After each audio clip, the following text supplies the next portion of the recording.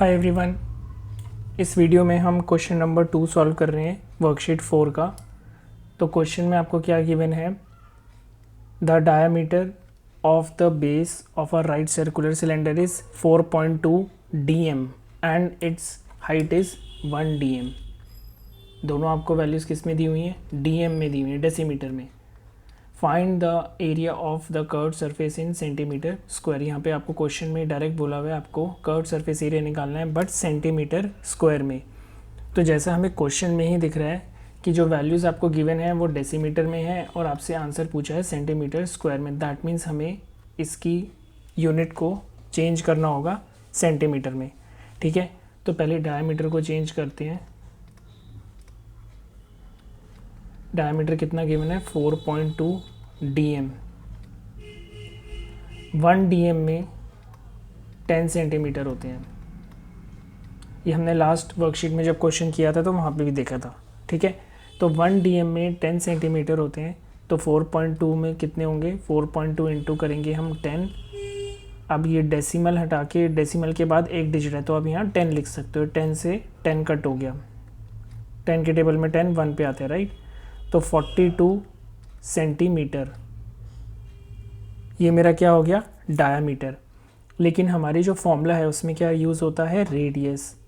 तो रेडियस कैसे निकालते हैं, रेडियस क्या होता है, रेडियस होता है डायामीटर का हाफ। तो डायामीटर का हाफ मतलब इसे 2 से डिवाइड करेंगे, 2 2 ज़ा 4, 2 1 ज़ा 2, ये आ गया 21 सेंटीमीटर।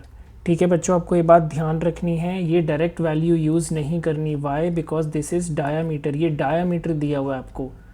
और कर्व्ड सरफेस एरिया और total surface area of a cylinder के फॉर्मूले में रेडियस आता है, डायामीटर नहीं आता।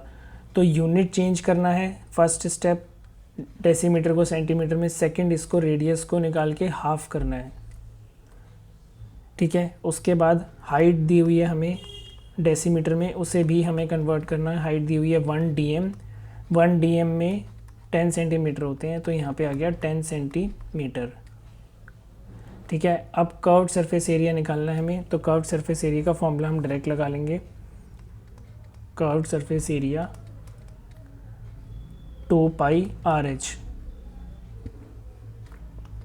वैल्यूज़ पुट करनी है आपको, जो ये यूनिट अभी कन्वर्ट करी है ना, न्यू वैल्यूज़ ये पुट करनी है हमें। रेडियस कितना है हमारा, 21 सेंटीमीटर, और h हाइट कितनी थी, 10 सेंटीमीटर। 7 3 ज़ा 21, तो ये आ गया मेरे पास। 2 को मल्टीप्लाई करना है 22, और फिर 3 से, और फिर 10 से, तो ये आ गया 231 और 10 का एक 0, 1320 सेंटीमीटर स्क्वायर। ठीक है, बस सिंपली हमें फॉर्मूले में वैल्यूज पुट करनी थी। लेकिन दो इम्पॉर्टेंट पॉइंट यहाँ पे ये हैं कि सबसे पहले आपको डायमीटर गिवन था, उसका हमें यूनिट कन्वर्जन करना था, और उसके बाद उसे रेडियस निकालने के लिए हाफ करते हैं, क्योंकि रेडियस क्या होती है, डायमीटर का हाफ। ये जो बेस है इसमें यूज़ होती है रेडियस, है ना। तो रेडियस आपकी ये वाला पार्ट हो गया, और ये हो गई आपकी हाइट ऑफ द सिलेंडर। ये हमने इंट्रोडक्शन वीडियो में भी देखा था, राइट। ये जो कंप्लीट लेंथ होती है इसकी सर्कल की, उसे हम बोलते हैं डायमीटर, और ये जो हाफ होती है उसे हम बोलते हैं रेडियस। सिमिलरली हाइट आपको दी हुई थी 1 डेसीमीटर में, उसका हमने कन्वर्ट कर लिया किस में, सेंटीमीटर में। तो 1 डेसीमीटर में कितने सेंटीमीटर होते हैं, 10 सेंटीमीटर। ये आपको याद रखना है, तभी आप क्वेश्चन की यूनिट को चेंज कर पाओगे। उसके बाद हमने कर्व्ड सरफेस एरिया का फॉर्मूला लिखा और उसमें डायरेक्टली वैल्यूज पुट करके आंसर निकाल लिया। ठीक है, अगर आपको कोई भी डाउट है इस वीडियो में, इस क्वेश्चन में, तो आप कमेंट सेक्शन में बता सकते हो। मिलते हैं हम नेक्स्ट वीडियो में क्वेश्चन नंबर 3 के साथ।